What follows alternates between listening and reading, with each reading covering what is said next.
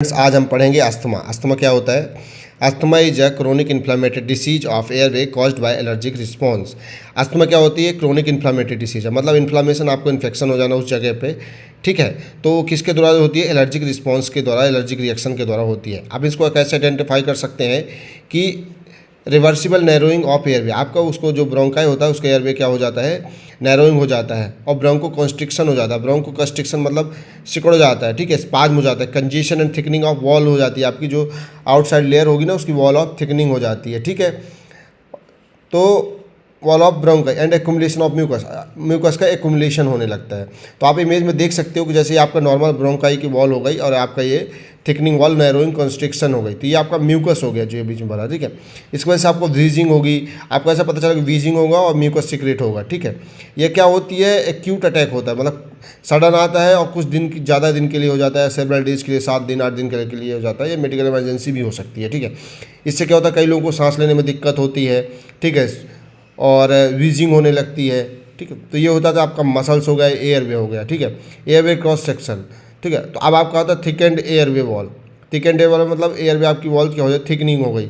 अब ये म्यूकस हो गया, मसल्स हो गई आउटसाइड की। तो अब आपको जब थिकनिंग हो गया, मसल्स इतनी थिक हो गई, तो यहाँ पे क्या होगी? सांस लेने में आपको दिक्कत होगी, क्योंकि ऑलरेडी यहाँ पे म्यूकस भर चुका है, तो आपकी इन्फ्लामेशन की वजह से तो ये हमको प्रॉब्लम क्रिएट करती है।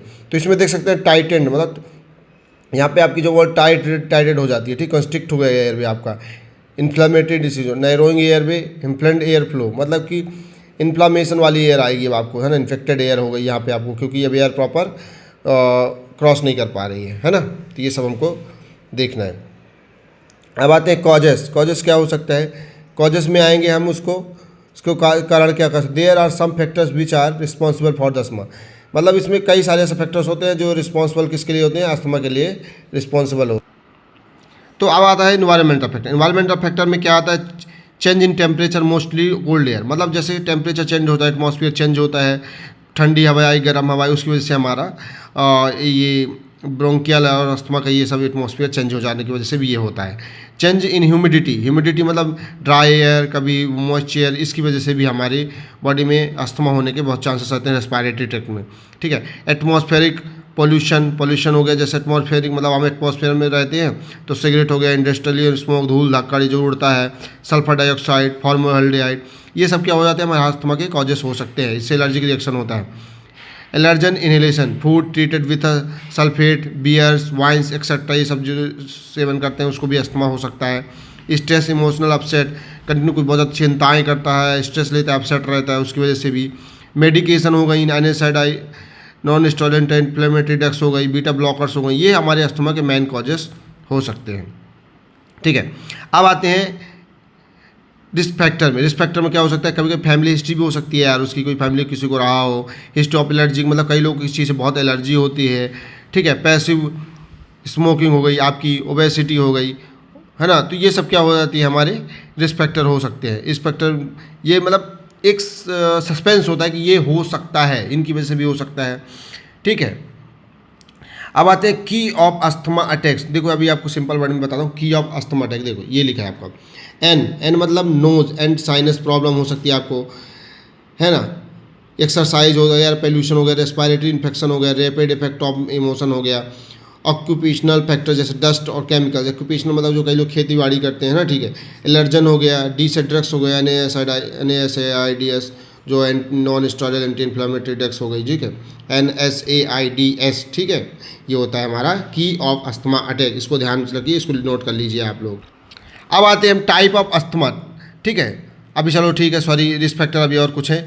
अर्बन लिविंग मतलब क्या? रूरल अर्बन ये सब क्या होता है? ये भी फैक्टर्स हो सकते हैं। लो बर्थ वेट भी हो सकता है। रेगुलर यूज ऑफ NSAIDs मैंने आपको पॉइंट में बता दिया, की पॉइंट में, ठीक है। टाइप ऑफ अस्थमा दो प्रकार के होते हैं, जैसे कुछ होता है एलर्जिक, नॉन एलर्जिक, मतलब कुछ अस्थमा एलर्जी की वजह से तो नॉन एलर्जिक, तो उसका सेकंड वर्ड होता है एक्सटेंसिक, नॉन एक्सटेंसिक, मतलब एक्सटेंसिक मतलब एलर्जिक, इंटेंसिक मतलब नॉन एलर्जिक, ठीक है। तो commonly occurs in childhood. Extrinsic allergic reaction किस में होता है? चाइल्डहुड, बच्चों में होता है। और intrinsic non allergic commonly occurs in about 35 year age, ठीक है।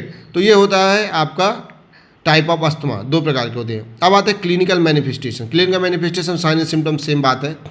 सिम्टम्स आपके कैसे होंगे, वीजिंग होगी, आपको कफ होगा, बता चुका आपको, चेस्ट टाइटनेस मतलब आपको चेस्ट बहुत कंजेशन लगेगा, प्रोलॉन्ग एक्सपायरेशन मतलब सांस बहुत लंबी खींचनी पड़ती है, रोंकाई साउंड ड्यूरिंग द इंस्पायरेशन आता है, attack of asthma may be for few minutes hours, है ना, अटैक भी, अस्थमा अटैक भी हो सकता है इसको, हाइपोक्सिया हो सकता है, लेकमिया हो सकता है, lack of oxygen in the body भी हो सकता है, ऑक्सीजन की सप्लाई कम होने लगती है फिर, तो क्योंकि ब्रोंकाई कंस्ट्रिक्ट हो जाता है तो उतनी एयर जो वॉल्यूम हमसे चाहिए होती है बॉडी में उतनी नहीं मिल पाती हमारे बॉडी को सप्लाई करने के लिए, ठीक है।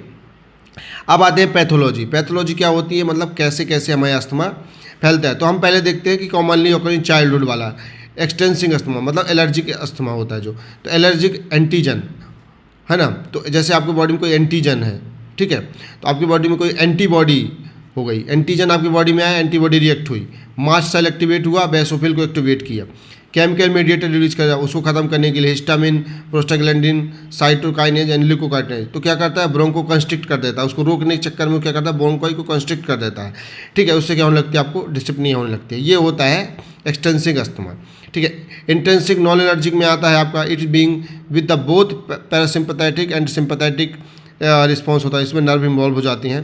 Parasympathetic nervous system release of acetyl Colin, ठीक है, ये हार्मोन्स होते हैं हमारे, ब्रोंको कंस्ट्रिक्ट करता है, फिर वो क्या करता है, सिंपैथेटिक नर्वस सिस्टम को एक्टिवेट करता है, स्टिमुलेट ऑफ अल्फा और एड्रेजेनिक रिसेप्टर, फिर ब्रोंको कंस्ट्रिक्शन हो जाता है। तो ये हमारी ये हो जाती है पैथोफिजियोलॉजी, ठीक है।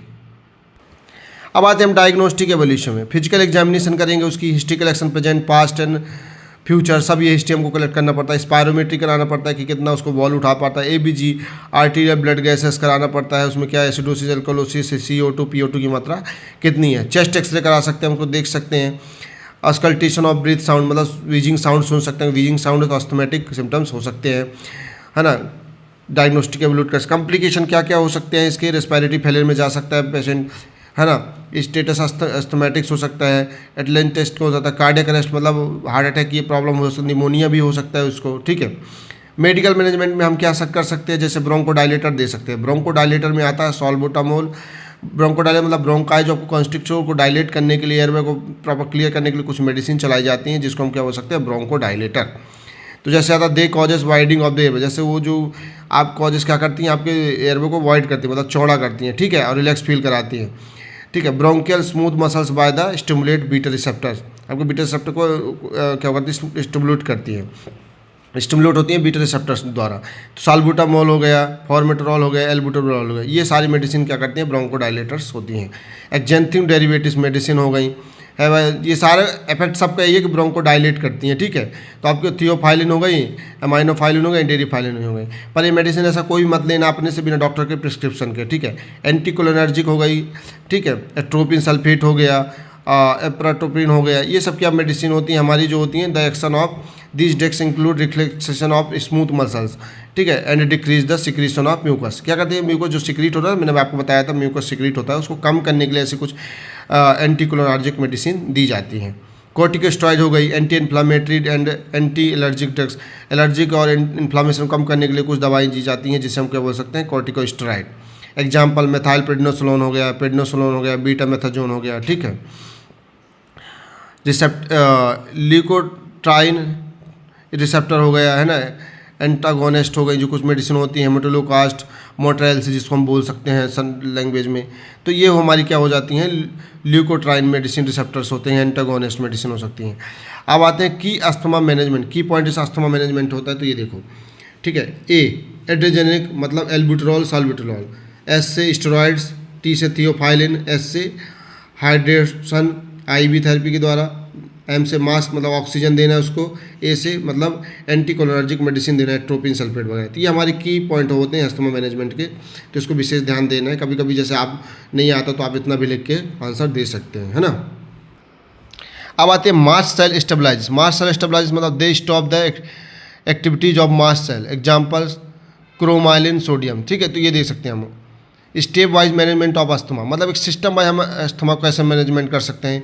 यूज ऑफ इनहेल्ड ब्रोंकोडायलेटर, पहले हम ब्रोंकोडायलेटर्स देंगे मेडिसिन साल्बुटरॉल, ताकि उसका ब्रोंकाई क्या हो जाए, डायलेट हो जाए और उसको जो कंस्ट्रिक्शन है वो कम हो जाए, जिससे एयरवे प्रॉपर मेंटेन रहे।